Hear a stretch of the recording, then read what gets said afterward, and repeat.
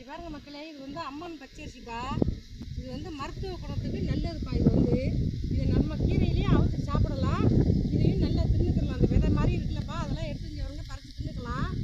அடுத்து இதில் உள்ள பால், அது வந்து இந்த இன்னைக்கெல்லாம் பருவு, இந்த முகத்தில் பருவு, இப்படிலாம் கை காலெலாம் பருவு இருந்துச்சுன்னு வைங்கப்பா, அதை இப்படி ஒடிச்சு பால் வரும்பா. இந்த வருங்கப்பா வருது பால். இதை இப்படி ஒடிச்சு காட்டலாம்ப்பா. இப்படி காட்டினோம்னா பால் வரும்பா. இந்த வருங்க பால் சொட்டுன்னு வரும்பா. அதில் வந்து ஒடிச்சு இங்கே பாருங்களே, இந்த வருங்க வரும், இதில் பால் வரும், இந்த வருங்க வருது. இந்த பாலை வந்து அந்த பருவில் வச்சோம்னா, மூக்குக்கிட்டேயோ வாய்க்கிட்டேயோ எங்கே பருவு இருக்கோ அந்த பருவில் வச்சோம்னா ஒரு 10 நாளைக்கு தோய்ந்து வைங்களே. இது வந்து பெரிய மருத்துவ குணம்பா. இது நம்ம நினைக்கிற ராசா வைத்தியம்லாம் பார்க்க வேண்டாம்ப்பா. இங்கே பாருங்கள், இது வந்து சின்னமாக பார்க்கலாம். இங்கே பாருங்கள், இதில் எவ்வளோ பால் இருக்குதுன்னு பாருங்கள். இங்கே பாருங்கள் எவ்வளோ பால் இருக்குன்னு. இது வந்து ஒரு மருத்துவ குணமே அடங்கியிருக்குப்பா.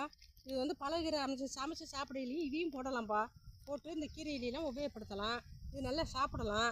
இது வந்து ஒரு மருத்துவ குணத்தில் உள்ளதுப்பா. இந்த பருவு இருக்குல்லப்பா, பருவு, அந்த பருவிலோட இந்த பாலை வச்சோம்னா ஒரு 10 நாளைக்கு துயந்து விடாமல் வைங்களே, அந்த பருவு கீழே உதிர்ந்துரும்பா.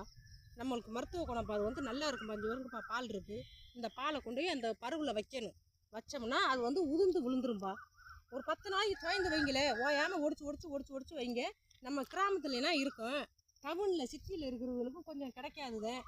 கிடைச்ச இடத்துல இந்த மாதிரி தூரோட பறிச்சுக்கிட்டு போய் நம்ம வீட்டுக்கிட்ட கொஞ்சம் அப்படியே பதியம் போட்டு வச்சு அந்த பால் கொஞ்சம் உசுராக இருக்கிற வரையும் ஒடிச்சு இப்படி வைக்கலாம்ப்பா. இங்கே பாருங்கப்பா பால், இங்கே வருங்க பால், இந்த ஒருப்பா பால்.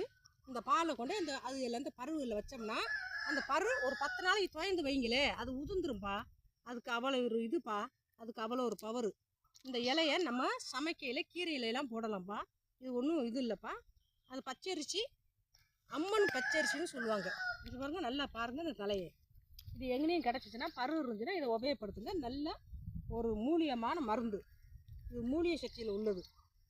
இது வந்து பணத்தை இழுக்கிறதுக்கு ஒரு இதில் சக்தி இருக்குது. அது அப்புறம் ஒரு வீடியோவில் நான் போடுறேன். பணத்தை நம்மளுக்கு சேர்க்குறது இதில் ஒரு பெரிய இதே இருக்குப்பா. அது அப்புறம் அடுத்த வீடியோவுக்கு நான் சொல்கிறேன். இதை பாருங்களேன், இந்த முனியை ஒடிச்சு அந்த பருவில் வச்சோம்னா அந்த பால் வரும். அந்த பால் வரையில் அந்த பருவிலோடு அன்றைக்கி வேணால் வச்சோம்னா 10 நாளைக்கு தோய்ந்து வைங்களே, அந்த மருத்துவமே இல்லாமல் அது உதிர்ந்து கொட்டிடும். அந்த பரு வந்து உதிர்ந்து கொட்டிடும். இது அதுக்கு அவ்வளோ ஒரு மருத்துவம். இது வந்து பாருங்கள் மருத்துவம். இதில் வந்து அவ்வளோ ஒரு மருத்துவ சக்தி இருக்குது. இது நல்லா நம்ம சாப்பிடலாம். இந்த விதையெல்லாம் பறித்து சாப்பிடலாம். இதெல்லாம் ஒன்றும் பண்ணாது. நல்லது. கீரையில் போட்டு அவிக்கிறது அதெல்லாம் ஒன்றும் பிரச்சனை இல்லை. நல்லா இருக்குமா. இது வந்து மருத்துவ குணத்தில் இருக்குது.